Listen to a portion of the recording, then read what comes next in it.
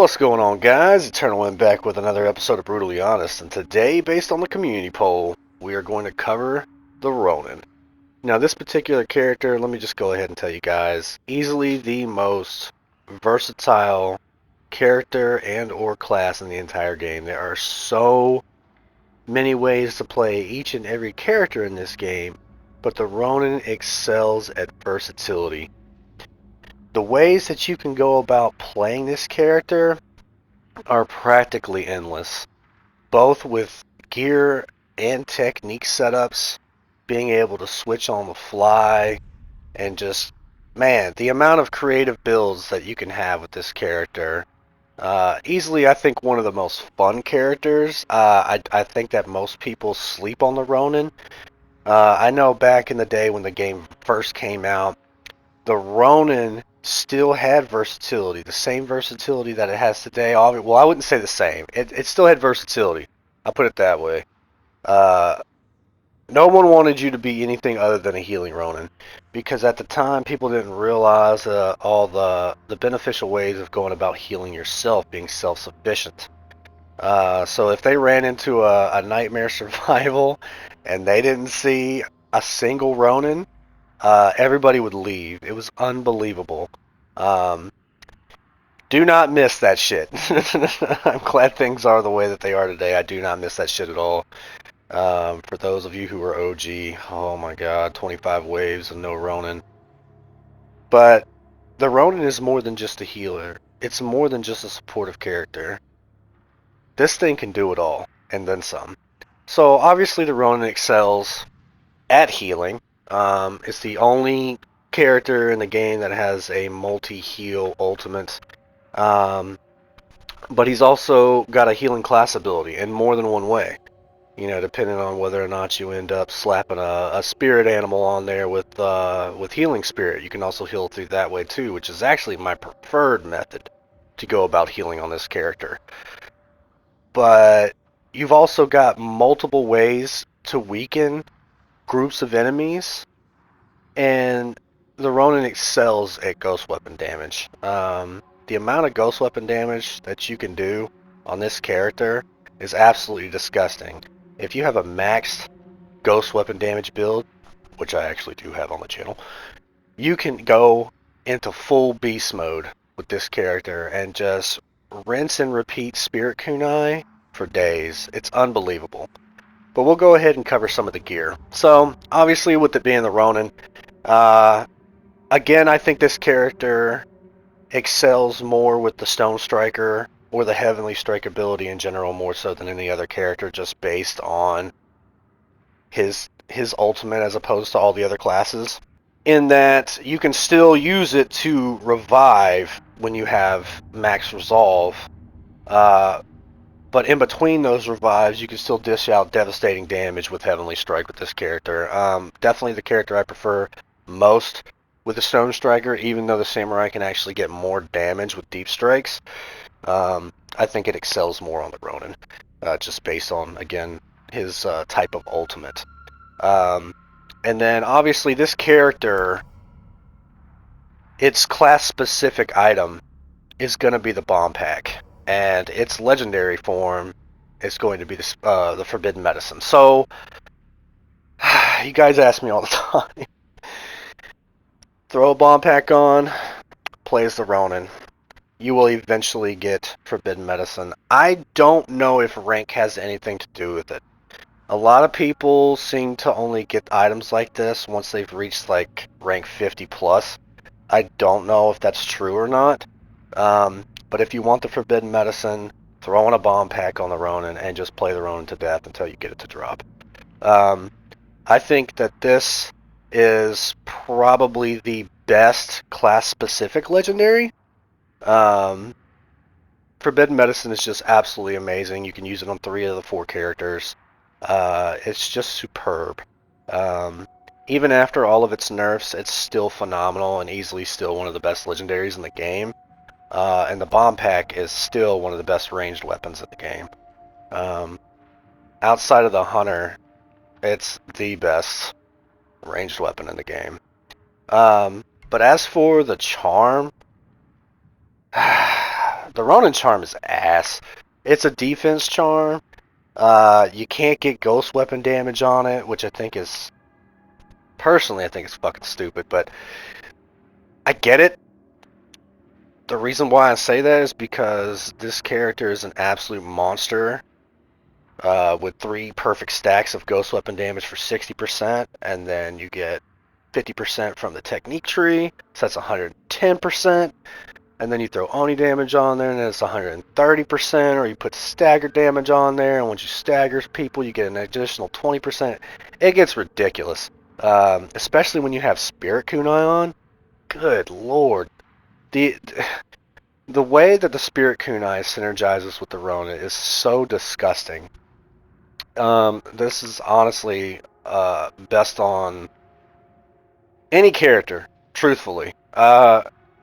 And in terms of damage, definitely the Ronin. But when you're trying to rinse repeat class abilities with the Hunter and the Assassin, you know, obviously it's going to work very well for that as well, with all the status effect damage through poison and fire for those characters. But for raw damage, definitely the Ronin.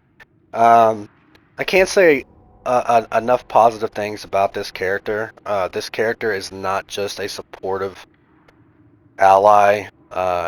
He is an absolute damage monster if you decide to build him that way. But let's go ahead and get into his techniques as to what makes the Ronin the Ronin. So obviously, you know, Breath of Izanami. This is going to revive all downed allies, which is great. I kind of wish they didn't strip this from him and put this ultimate on the restorative rhythm charm, but I understand why they did that, because that way you don't have to have a Ronin in order to get your revives. So for those of you who would always leave whenever there isn't a Ronin, go get the restorative rhythm and quit being a bitch. Alright, so for Spirit Animal, this is actually my preferred way to go about playing the Ronin. I like Spirit Animal with Healing Spirit and making that dog a bear. There's just so many benefits to having a bear. You know, if you're trying to use Moonmaster Cancel, I definitely do not recommend the bear, but generally I run the bear with the Stone Striker, so that doesn't hinder me at all, but it can hinder your allies if they're using Moonmaster Cancel. So just keep that in mind. The dog will hold them in place, the bear will pounce on them, making Moonmaster Cancel whiff. But I love this. I think it's awesome seeing, you know, your bear throw a full life Elder Oni Lord either off a cliff or drown him on the shores of vengeance. Man, I've said this stuff ad nauseum with the amount of times that I've had to bring this up or felt the need to do so. Just so good and so fun. Very satisfying when you see it happen. You can't go wrong though with Healing Incense. It just depends on the type of build you're going. You got to put a lot of stuff into Spirit Animal to make it worthwhile through the charm, and you lose a lot of damage by doing that. So it just depends on how you want to go about building the Ronin. Even without getting any type of additional like radius or duration or anything, Healing Incense is still phenomenal.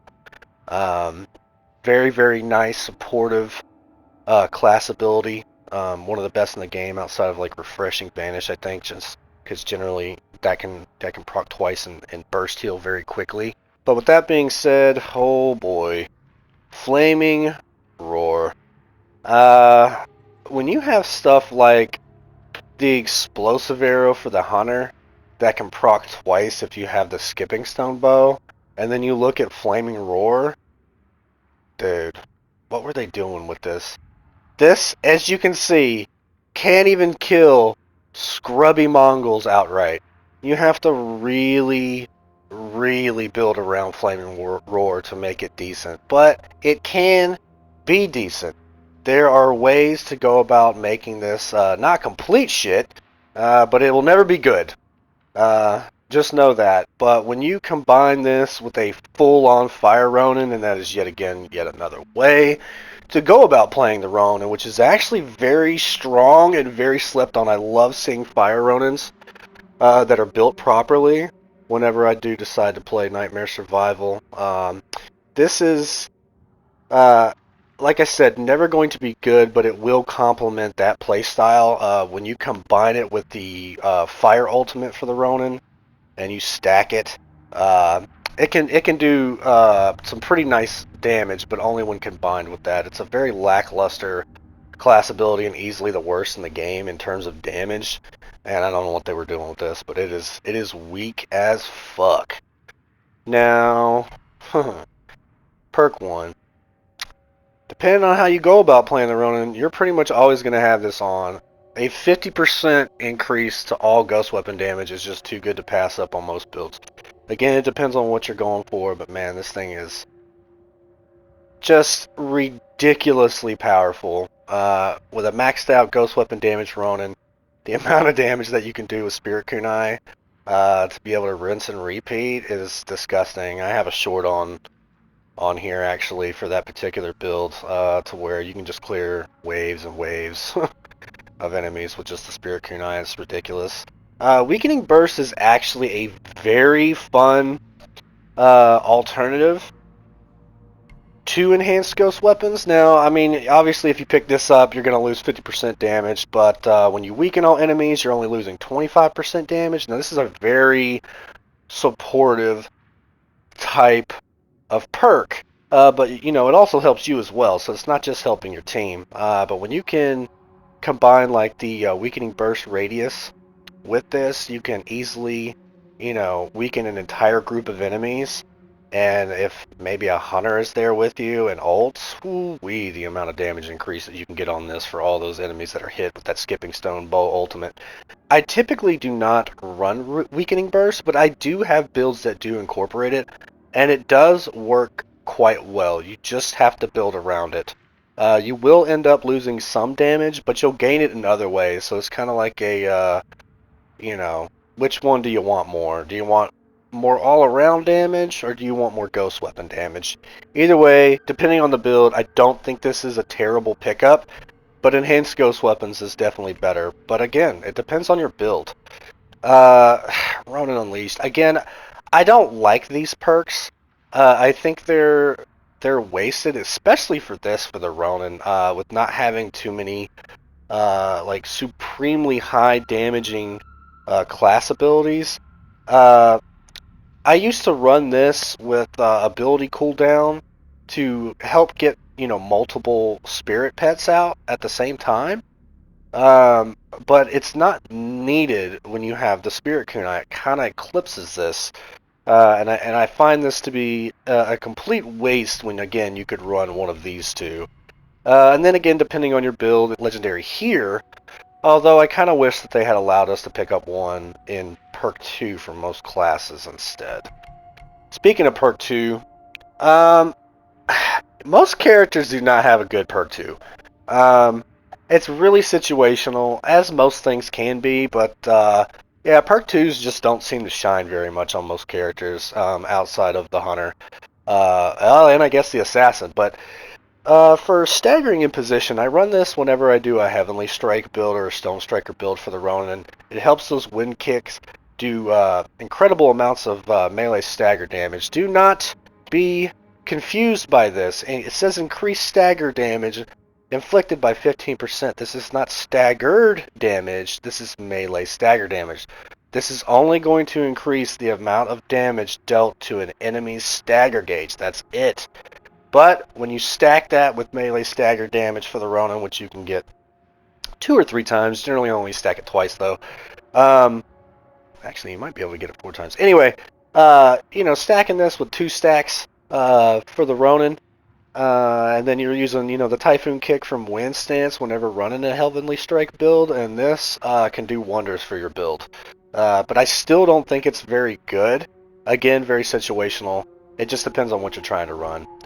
Increased resolve is always nice depending on what you're running. And then as far as like trying to stay on top of healing and reviving your teammates, especially if you're going for like a very supportive Ronin for Plat 7, getting this twice to where you have 5 resolve can be really helpful depending on what's happening for Plat 7, just to make sure that everybody's topped off because of those shared wounds. I generally don't run this outside of a full support Ronin, but it is nice to have here. Quick regen. At times, this can be the only way that you have to heal through combat regeneration, which I think excels on the Ronin. I still think it's better on the Assassin, but it still works really well on the Ronin because of quick regen. This can help you heal much quicker, and then if you happen to have any type of additional healing through healing incense or maybe a healing spirit pet, this can help with that as well. But I think it shines with combat regen more so than anything else. Sometimes that's the only way you have to heal depending on your build, outside of potentially using a forbidden medicine, which is still going to help with that as well. So it can be very nice to have depending on the build, but it's more niche than anything else. Cure All. I honestly think that this is a slept on perk, and it's one that I love using. I love using this, especially with the healing spirit pet. Being able to not only heal yourself but your allies while on the go is really, really handy, especially if there are toxic waves out, like the poison waves. This really shines during those waves. Can be extremely helpful and a very nice way to go about supporting your team, even if you're all offensive aside from this perk. I think, again, this thing is slept on. I generally drop this for Cure All, depending on the build that I'm going, and even sometimes when I run the Heavenly Strike, I just say screw it because I like Cure All so much. Only works, however, when the Ronin is healed. That's the only shitty thing about this perk. I think I'd run it more if you didn't have to be injured to have your allies benefit from it, right? So if you're full life and you're standing in a healing incense or, you know, your healing spirit pet, if you're full life, your allies are not going to heal from this at all. You have to be injured. That's the only bad thing about Cure All. Outside of that, though, I think it's a phenomenal perk. Alright guys, let's talk about the ultimates here. So this is where the Ronin has yet another way to be extremely versatile depending on the type of ultimate you end up going for. Again, one of the reasons I love the Ronin so much. So for Soothing Breath, this is going to be your full support ultimate. It's going to revive, and which all of its ultimates do. But it's also going to heal your teammates pretty much to full life over 8 seconds. This is really nice to have during reduced healing. It's about one of the only ways to really get a nice chunky amount of HP back during reduced healing, depending on what you got going on. But if you're going full support, you're running Soothing Breath. Very, very good ultimate. Fire Breath. You guys are sleeping on the Fire Ronin. I think when you go for a maxed out status effect duration and maxed out status effect damage, and then fire damage and Fire Master and all that other shit, and even get Flaming Roar, yes, yes, yes. When you combine all this, this shit actually does a colossal amount of damage, and it does it full map coverage if your allies are spread out. So if your allies are in every single point, so there's 3 points in Nightmare Survival, you're in one, maybe 2 are in another spot if you're running a full team, and 1's in the other one, and you use Fire Breath, this is going to set all enemies on the map on fire. It's not just going to do the ones that are right on top of you. You need to know this. I feel like a lot of people don't know this. This can be the entire map's worth of enemies, depending on where your allies are. That's incredible. You can kill a shit ton of people per Fire Breath based on how you go about running this. I really think Fire Breath is slept on, and it's honestly one of my favorite ways to go about playing the Ronin. Obviously, you can't use it during Immunity Week, we all know that, but outside of Immunity Week, man, this thing can kick a lot of ass. As long as you build for it, just like anything in this game, it can hit like an absolute bus. Most of the time, however, despite the Ronin having such cool and unique ultimates, I generally find myself picking Legendary up here, and the reason why is because of the Heavenly Strike on this motherfucker. Stone Striker Ronin, best Ronin. So I generally pick up Legendary here. However, if you want to do something a little different, and the weekly map just so happens to be Twilight and Ashes, woo boy, you can have a lot of fun with staggering breath. This shit is super fun to use.